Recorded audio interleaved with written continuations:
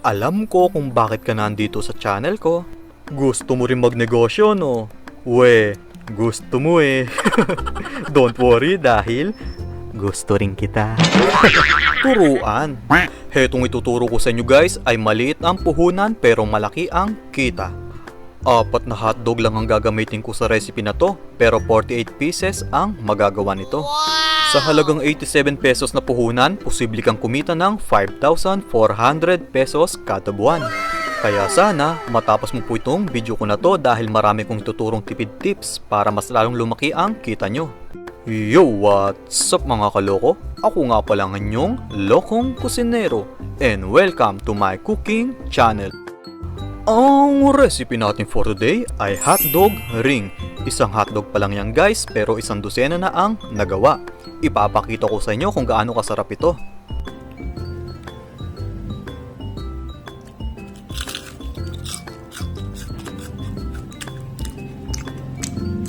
Ready na ba kayong magnegosyo at kumita ngayong panahon ng pandemya? Kung ready na kayo, tara! Intro muna tayo.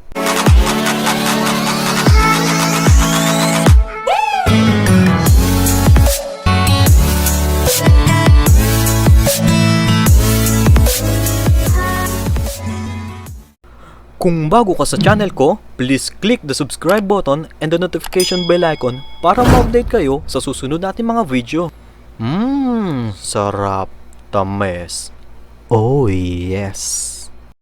Gagamit tayo ng 4 pieces jumbo hotdog para sa mister mong laging nakakatulog.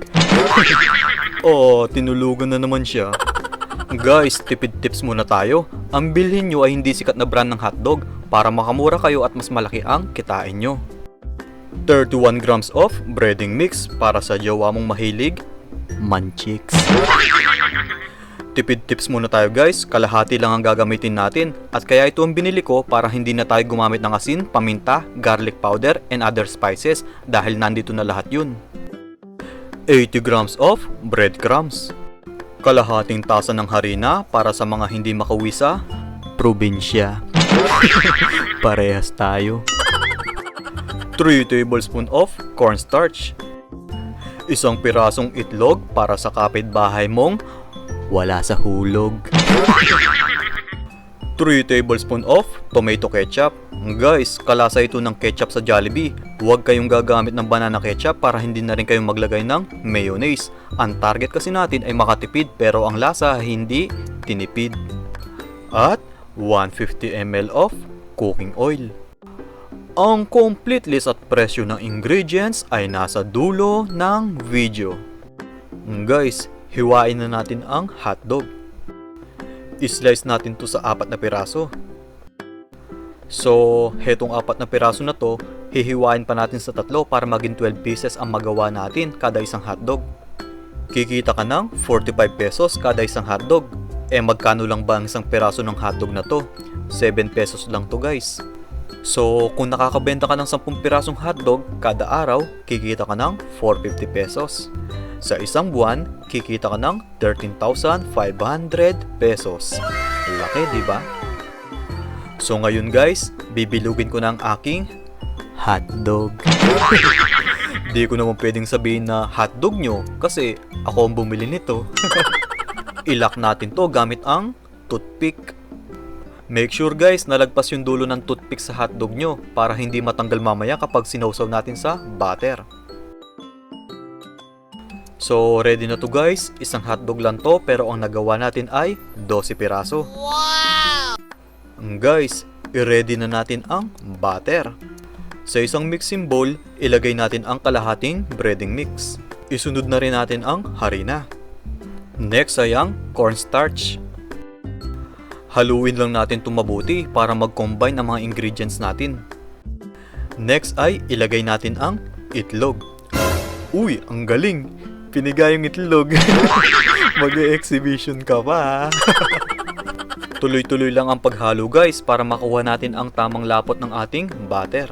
So magdagdag lang tayo ng tubig hanggat hindi natin nakukuha ang tamang lapot nito.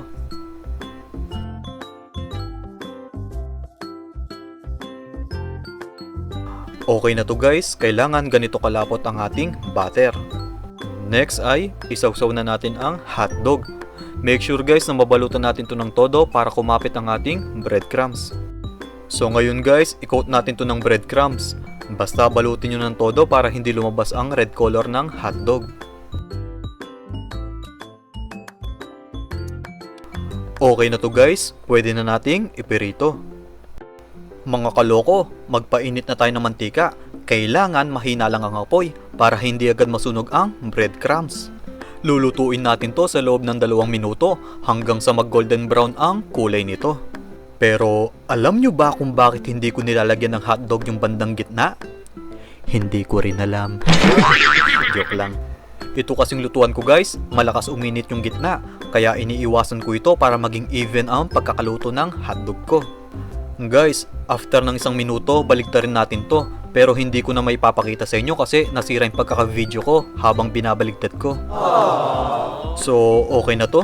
Ilagay na natin sa strainer para matanggal ang excess oil. Mga kaloko, tanggalin natin ang toothpick para hindi makatusok. So, paikutin lang natin to at dahan-dahan hilahin para hindi masira ang formation ng hotdog natin. Ang importante kasi, safe ang pagkain na binebenta natin lalong-lalo na sa mga bata. Siya nga pala guys, isang hotdog lang ito. Hindi ko na pinakita yung iba para mapabilis tayo. Ang importante naman kasi, may turo ko sa inyo kung paano ang proseso. So, gagamit ako dito ng piping bag dahil wala akong sauce container. Tapos, nilagay ko na ang ating tomato ketchup. At dahil dyan, may pick-up line ako sa inyo. Ketchup ka ba? Bakit daw? Kasi, bagay ka sa hotdog ko. Ang sagwa. So, okay na to guys. Ilagay na natin ang hotdog rings sa Kikiam plate. Ang bentahan nito ay 15 pesos kada order or 4 na piso kada piraso. Wow! Guys, tip ko lang sa inyo, kayo ang maglagay ng ketchup para kontrolado mo ang dami ng ilalagay mo. Heto na ang ating hotdog rings. Isang hotdog lang to guys, pero 3 order ang nagawa. So kung 15 pesos kada order, kikita ka ng 45 pesos kada isang hotdog. Kung nagustuhan mo itong negosyo recipe na to, paklik naman ang subscribe button para ma-update kayo sa next negosyo tips and recipe natin. Sa mga gusto magpa-shoutout, comment lang po kayo sa baba at isi-shoutout ko kayo sa next video natin. Bago ko tapusin to, shoutout muna tayo. Shoutout po kay Elizer the Gamer. Sabi niya, hello po Kuya Peggy. Ay, hindi po ako si Peggy. Mukhang namali po kayo ng pinuntahang channel. Maraming salamat po at naligaw ka sa channel ko. Pero hindi po talaga ako si Peggy. Shoutout din po kay Sir Joshua Ducasen. Sabi niya, wah, ang sarap ah. Baka naman soon mamit kita, collab tayo soon. If pwede ka, gosh, yayi. Collab tayo if pwede ka, gosh, yayi. Mukbang soon ha. Si Kuya paulit-ulit, wah. Ako'y naguguluhan, wah.